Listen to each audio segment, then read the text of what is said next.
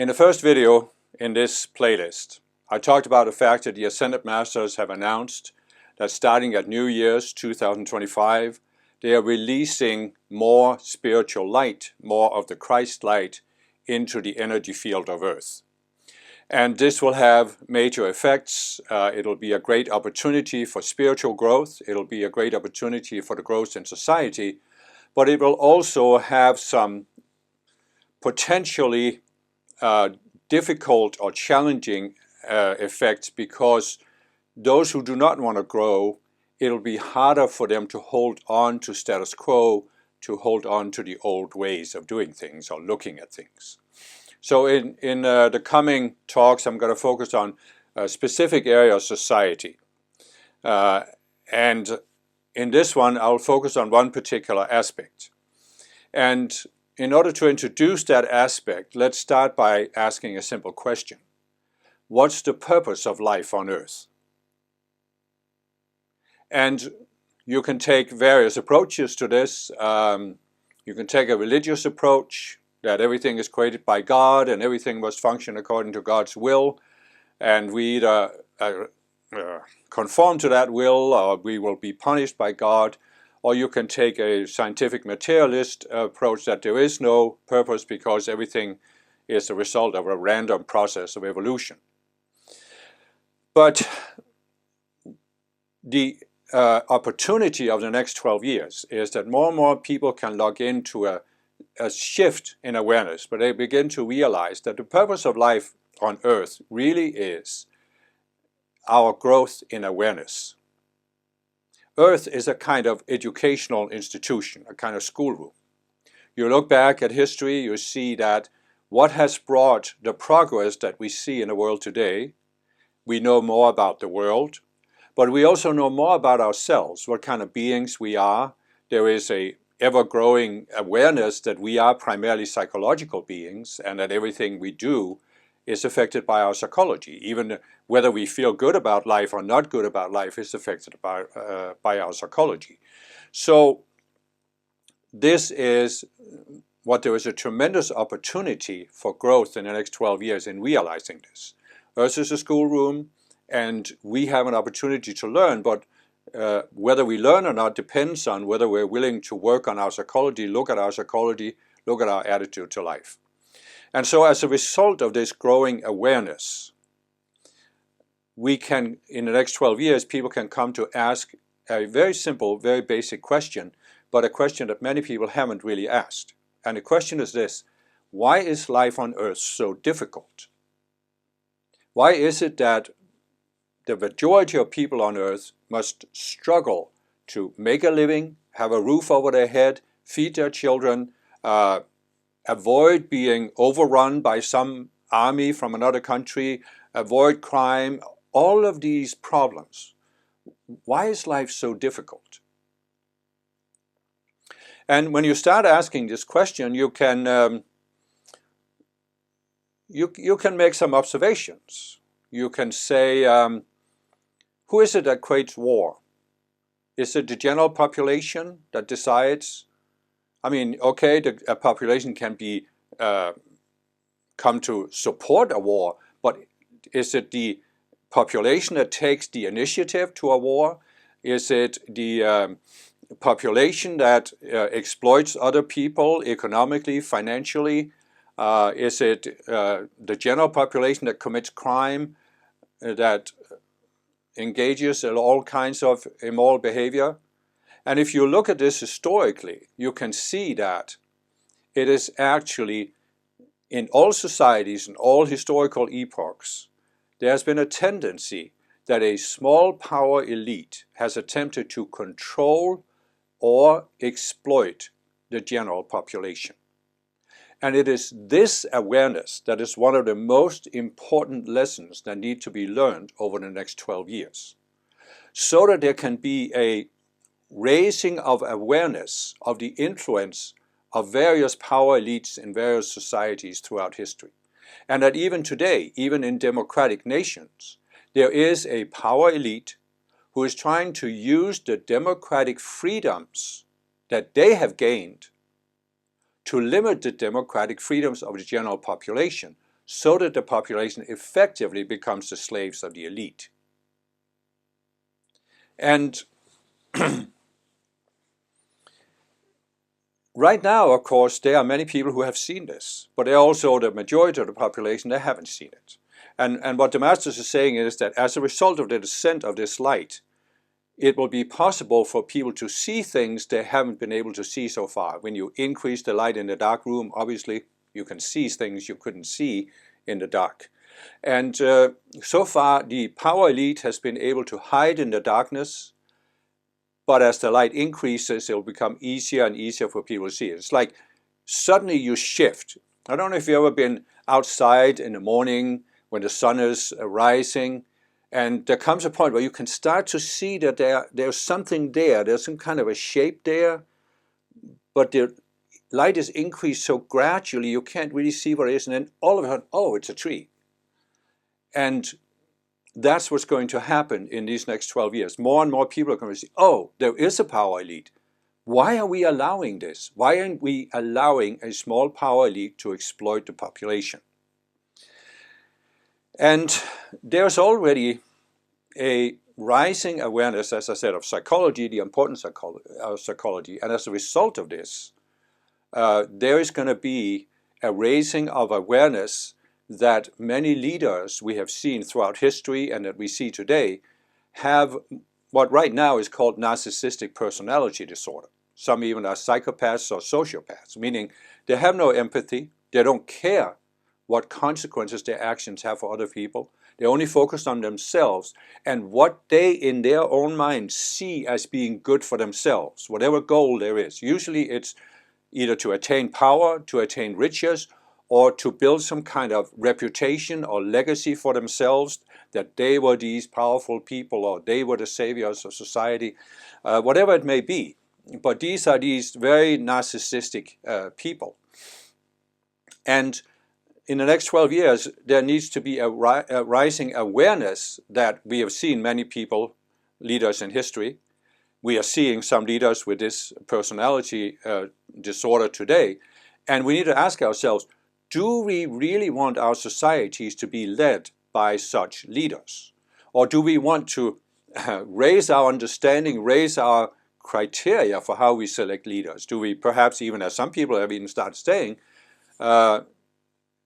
need to realize that a person can be, in terms of technical skills, organizational skills, a person might be able to lead a country or a large organization like a corporation. But this doesn't necessarily mean they have the psychological aptitude to lead the country or the organization in a way that actually recognizes something very simple, namely the golden rule that's talked about in all religions. Common for many of these narcissistic leaders is they don't care about the golden rule. They are willing to do to others what they don't want others to do to them because they believe they're in a special class of people. They have a right to do what they're doing. Because they know better. And so this is what I in another video called the infallibility syndrome. And they simply believe they're right. And part of this rising awareness that can come in the next 12 years is that we become aware of these leaders. But we also become aware that you can't really look at a person and look at their childhood and say, what happened in Hitler's childhood that made him what he was? Can you not see millions of other children who had a similar kind of childhood? They didn't become mass murderers and mass killers and willing to start a war over nothing. I mean, so there has to be a deeper explanation, and the deeper explanation is, of course, reincarnation. That there is actually a small group of souls that have reincarnated on earth time and time again. And in many cases, in many lifetimes, they have gravitated towards being leaders. And so it's the same dysfunctional people that are leading society over and over again. I'm not saying all people will recognize reincarnation, but certainly some will come to see that it is actually a very small group of people that have created most of the havoc we have seen in history and are creating havoc today. And once that shifts, once people see this, we of course can, especially in democratic nations, can begin to decide, do we want our society to be led by these people? And if you look at history, of course, you can probably see some. You can go back to some of the Roman emperors, other emperors throughout history, Ivan the Terrible in Russia. You can look at the Tsars of Russia, the kings of Europe, the emperors of various societies. You can look at Hitler, Stalin, Mao, Pol Pot, as I've talked about in many videos. But you can also look at leaders today, and you can see that if you are somewhat neutral, you can see that same tendency in some of the leaders we have today. They believe they are right.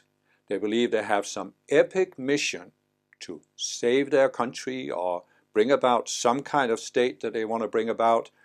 And they really don't care about the effects this has on their own people or other people. You can just look at the world today and take your pick. I don't even want to mention names, because every time I mention names, some people get really, really upset. But the question to ask yourself, why do you get upset? Why is it you don't want to see that your favorite leader has these narcissistic tendencies and doesn't care about the golden rule and doesn't care about you? So what the masters are saying is that this is a lesson that needs to be learned by a majority of the people on earth in the next 12 years. And it's not that the masters are forcing people to learn the lesson, but by increasing the light, it becomes, number one, easier for people to see it. Number two, it becomes harder for people to deny the need to change. So whenever there is a progress that happens in society, go back to my favorite example, 500 years ago, most people in Europe believed the earth was flat and it was the center of the universe. And it was obvious when you look back at it that it was necessary for the growth of humankind that people came to see that the earth is not the center of the universe. But there was tremendous opposition from people who wanted to hold on to the infallibility of Catholic doctrine. So you see today the same thing. There is, society looking back at our time in 100 years in the future, they will see that it was absolutely necessary that people recognize there is a small power elite that's creating all the problems, or most of the problems on earth. But they will also see there were people who resisted this. So what the masters are saying is that it will be harder to resist this over the next 12 years. And if a majority of people overcome the resistance and see what they need to see, there can be a fairly smooth transition into a society that isn't dominated by this elite. But if most people resist this shift in awareness, they will put themselves in the school of hard knocks. In a sense, you can say many people are already in the school of hard knocks. But what will happen in the next 12 years, because of the increase of light, people have to resist more. And the more you resist, the harder the knocks become. And when you look at these leaders, you can see that they're going to have three options over the next 12 years. Three ways they can react to this. They can, number one, change themselves. They can realize they have been too unbalanced. They can moderate themselves and begin to look at what is best for my own people. This is one. They can change. Number two, they can withdraw from power. And you can decide for yourself whether you think that's likely that they will do either one of those two. So probably most of them will do the third option, which is they will hold on to power, they will resist changing. But that means now that the light will cause them, in order to hold on to power, to become more and more unbalanced, more and more extreme. They will act out in ever more extreme ways. And this means that for a time, there will be more chaos in the world, more conflict, more wars, more exploitation. So that by acting out in more and more extreme ways in order to hold on to their position, they also expose themselves more. So it becomes easier for people to see it. In other words, you could say that people can they can use the increase of the light to acknowledge, oh, there's something I haven't seen and I'm willing to see it. Or they can resist. And those who resist, the knocks will become harder and harder. So it becomes harder and harder to resist. And this will, if people resist, it will seem like the world will be getting more and more chaotic. There'll be more and more wars. There'll be more and more conflict, more and more economic problems. But it can also be that if enough people respond positively and are willing to learn the lesson, then the next 12 years will be fairly smooth. There can be a fairly smooth transition into a new society that isn't dominated by this elite. In a sense, the masters have to put it in a more provocative way. They have said that the two basic options is there can be a mass awakening or a mass extinction. And I know this sounds ominous, but it's really not. They're not talking about humankind will be wiped out, but they're talking about there will be these conflicts that can potentially lead to many people going out of embodiment. I mean, mass extinction event, we have already, within the last few years, we've experienced 3 mass extinction events. The corona pandemic, millions of people died. The war in Ukraine, hundreds of thousands of people have died.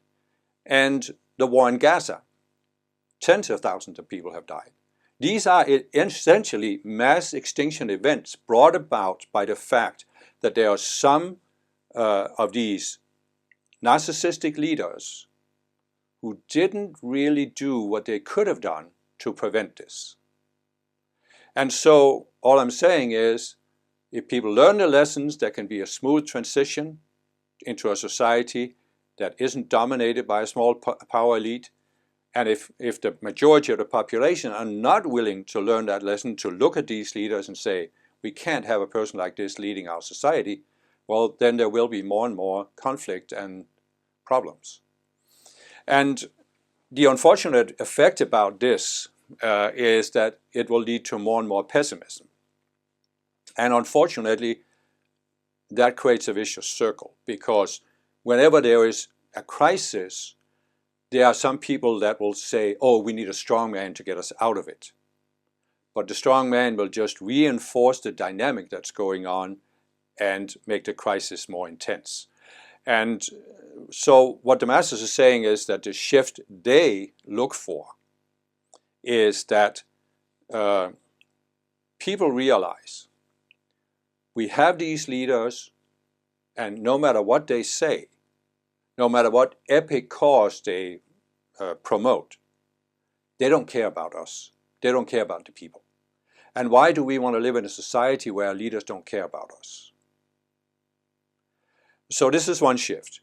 The other shift is that when people make that shift and realize that instead of allowing these leaders to run our societies, we need to engage ourselves. We need to take responsibility, as many people in democratic nations have already done. But we need to do it much more. We need to be much more involved. When you make that shift, you can shift out of the pessimism. And you can actually lock into the descent of this spiritual light and realize that it is possible to improve society. It is possible to create a better world.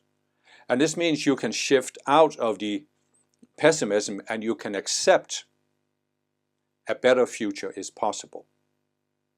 You look back at the past 75 years since the Second World War. What has happened in most democratic nations is that people have come to accept as a given that we can build a better society for ourselves, we can build a better society for our children, and we can count on this being there. There's not going to be some crazy dictator that's going to invade our country and try to take over. this is the way it's been now for a long time. And in the last few years, this seems to be under threat. But when people realize that it's caused by the small power elite and they decide not to submit to them, people can also realize that it is possible to build a better future. And this also involves that people will have to begin to question, well, what's really the goal of a nation? What's really the purpose of a nation? And you can then realize that these narcissistic leaders, they are often talking about the greatness of their nation. They want to make their nation great. But what is the measure of greatness they are applying? It's some kind of power. That this nation has power over other nations, that it is feared and respected, or that they as the leader are seen as an important leader who can do whatever in the world. But what people can come to realize is that this is not really a true measure for greatness. Because you look back at history and you see there have been empires that had enormous power. The Roman Empire, I mean, no contemporary country has anywhere near the power in the world that the Roman Empire had is in what was then the known world. And where is the Roman Empire today? It's in the dustbin of history. And the reason for this is that the Roman Empire was built on force. It was not built on the golden rule. It was built on exploiting all of the outlying peoples from other regions. Constant expansion, constant exploitation. And there simply came a point where it couldn't be sustained and it started falling apart, and it fell apart from within, and then it was conquered by an outer enemy and so forth. And you look at other great empires, where are they today? In the dustbin of history. So you look at the nations today where a narcissistic leader thinks that he can make this country great or make it great again. Where are these empires going to be in the future? Again, in the dustbin of history. Why? Because they're based on force, exploiting the population. So what's the true measure of the greatness of a nation? It's how it treats its own people. That it is seeking to give all of the people in that nation a better life without exploiting people in other countries. This is essentially what the democratic nations have been doing for the past 75 years. Clearly there's room for improvement, it could be done better. But still, this is what has been attempted. And this can continue in the future so that there is more and more freedom, more and more prosperity. But it cannot be done as long as nations are led by these narcissistic leaders. So there can be another awareness that starts spreading in the next 12 years, and that is that taking care of your own people isn't just a matter of material circumstances. Now, obviously, there are still many nations where people are living in poverty, and so it's necessary that they focus on this for a while. But some of the richer nations, they need to make a shift where it isn't a matter of the material welfare of the people. It's the psychological well-being of the people. Because, as I said before, human beings are psychological beings. Whether we are having a positive life experience or a negative life experience is in large part, or actually for the most part, determined by our psychology. And therefore, the countries that will prosper and do well in the golden age we are moving into are the ones who will make that shift from physical welfare to psychological well-being and help their own people grow psychologically, mature psychologically, and they're simply going to be the countries that are going to be the most successful. And so obviously this transition is going to be completed in the next 12 years, but the masters are looking to actually bring people to a point where they've sort of turned a corner. They have overcome the pessimism, they accept that a better future is possible, but they also see that the key to that future is to avoid the narcissistic leaders and to raise people up so they can have the psychology that makes it possible for them to be positive in society. And these are some very important shifts already beginning to happen. Many people have already seen it, but what the Masters are saying, in the next 12 years, it's very important that a majority of the people begin to see this, begin to log into this, so that we can make that shift from, basically we can say that for thousands of years, this power elite I'm talking about, they have managed to hide themselves from the general population. And the most important shift that can happen in the next 12 years is that this is no longer possible. The power elite will be exposed. And in a sense, you could say that this release of spiritual light forces the power elite into an impossible situation.